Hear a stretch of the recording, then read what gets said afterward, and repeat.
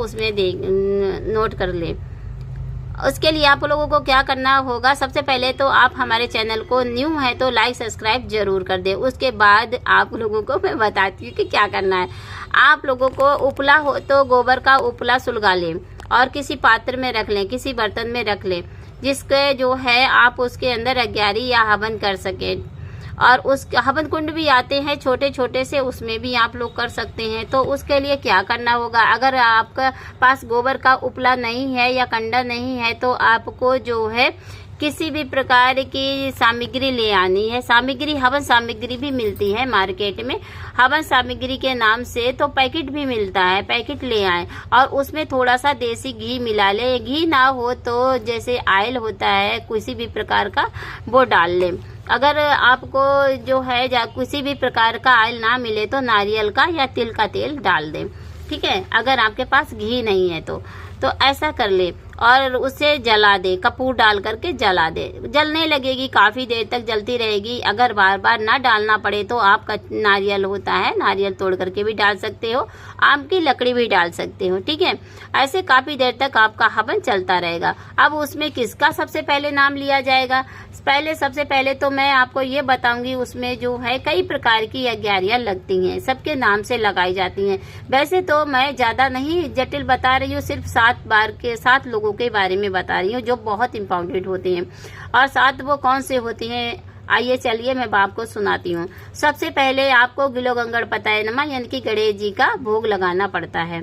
उसके बाद आपको गुरुदेव का लगाना पड़ता है। उसके लिए आपको 7 बतासे रख लेने हैं। उन 7 बतासों पे एक एक लौंग का जोड़ा रख लेना है, 2-2 लौंगे रखनी है, ठीक है। तो गणेश जी के नाम का एक बतासा उठाया, 2 लौंग रखी हुई है, उसके ऊपर वो गणेश जी के मुख में लगाया और छुआ करके बोले ओम गिलो गंगड़ पताये भोगम समर्पयामि, ओम गिलो गंगड़ पताये भोगम समर्पयामि, ओम गिलो गंगड़ पताये भोगम समर्पयामि। और जब तीसरी बार इस बार को बोले तो आपको जो है वो हवन में या फिर आपको अग्यारी में उसी बतासे को छोड़ देना है, ठीक है। तो 2 लौंग और 1 बतासा वो आपका भोग लग गया, यानी कि भोग भी लग गया, अग्यारी भी लग गई। इसी प्रकार आप गुरुदेव का भी 1 बतासा 2 लौंग उठाई और गुरुदेव के नाम से आपने भोग लगाया और स्वाहा बोल दिया, ठीक है। तो ये गुरुदेव के लिए हो गया। अब तीसरा हो गया हमारी चौरायन माता का। चौराहे वाली माता जो है हमारी, वो बहुत स्ट्रांग होती हैं, उनके बगैर कोई कार्य नहीं हो सकता है बच्चों। जब हमारे चौराहे देवी देवता जो हैं करते हैं, अगर कोई भी आता है तो चौराहे पे ही रुक जाते हैं। तो चौराहे वाली देवी के नाम से उसके तीसरा नंबर है, चौराहे वाली देवी के नाम से 1 बतासा 2 लौंग आपको हाथ में रखना है, उनका नाम लेना है और नाम लेकर के स्वाहा बोल देना है, ठीक है। मंत्र बोलो तो मंत्र बोल लो, नहीं बोलो तो कोई बात नहीं। वो चौरायन वाली माता भोगम समर्पयामि, भोगम समर्पयामि, भोगम समर्पयामि स्वाहा, ठीक है। इसी प्रकार आपको क्षेत्रपाल देवता को भी बोलना हो। अब चौथा आया हमारा क्षेत्रपाल देवता। क्षेत्रपाल देवता हमारे पूरे क्षेत्र की, हमारे पूरे शहर की रखवाली करते हैं, तो उनको हम क्षेत्रपाल देवता बोलते हैं। चौराहे से उठ करके आई तो हमारे नगर के अंदर आने के बाद जो है नगर देवता और जो है क्षेत्रपाल देवता एक ही होते हैं। नगर देवता क्षेत्रपाल देवता के नाम से हमने 1 बतासा और 2 लौंग ली, वो जो है उनके नाम से स्वाहा बोल दिया, यानी कि उनके नाम से ओम क्षेत्रपाल देवता भोगम समर्पयामि, भोगम समर्पयामि, भोगम समर्पयामि नमः स्वाहा, ठीक है। इसी प्रकार अब छठा आया है हमारी कुल देवी के लिए, जो हमारी घर की रखवाली करती हैं, हमारे परिवार की रखवाली करती हैं, हमारी कुल देवी और कुल देवता। तो 1 बतासा 2 लौंग आपने उठाया और बोले कि कुल देवी कुल देवता भोगम समर्पयामि, भोगम समर्पयामि, भोगम समर्पयामि, भोगम समर्पयामि नमः स्वाहा, ठीक है। ये हमारी कुल देवी कुल देवता के लिए हो गया। अब छठा हमारा आया पितृदेव। अब हमारे पितृदेव भी हमारे तो बस यही आस करते हैं कि कब अग्यारी लगे, कब मुझे भोग लगे। तो इसके लिए आपको पितृदेवता के लिए करना है। अब पितृदेवता को क्या करना है, पितृदेवता को बुलाना है।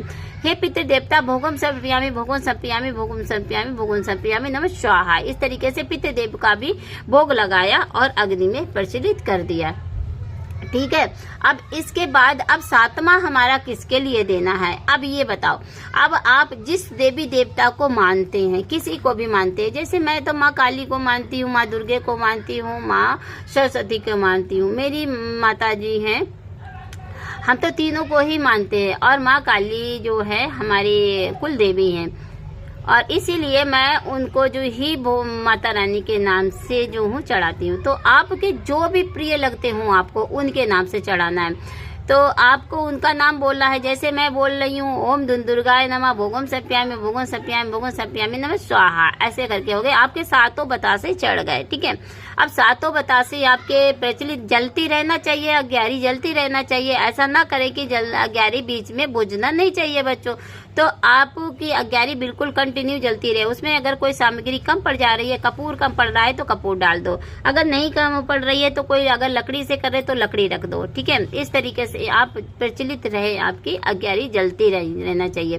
क्योंकि धूप कपूर आता है, धूप आती है, धूप जो हमारे चंदन की धूप होती है वो धूप भी आती है मार्केट में, वो थोड़ी सी डाल दी, कपूर मिक्स करके रख लिया, थोड़ी सी डाल दी, जलता रहेगा। ठीक है, ऐसे करके आप अपना हवन या अग्यारी कर सकते हो। और उसके लिए अगर घर में जितने भी देवी देवता हैं उनके नाम से भी आपको निकाल देना है। 2 लौंगे आपको घी में डूब करा और चढ़ा दी उनके नाम से। जैसे हमारे पास किसको, हाँ जैसे माता लक्ष्मी है तो लक्ष्मी के नाम से दे दिया 2 लौंग और कपूर उसमें डिप करा घी में, और ओम लक्ष्मी नमः स्वाहा, ओम लक्ष्मी नमः स्वाहा, ओम लक्ष्मी नमः स्वाहा, ओम लक्ष्मी नमः स्वाहा करके स्वाहा कर दिया। ठीक है, अब क्या है, आप जब अग्यारी लगाते हो तो सबसे मेन चीज क्या है, अग्निदेव। ठीक है, आपको अग्निदेव को भी पुकारना पड़ेगा बच्चों, क्योंकि अग्निदेव के लिए आपको अग्यारी देनी होगी। तब अब आपको अग्निदेव के नाम से 1 लौंग का जोड़ा चढ़ाना है। ठीक है,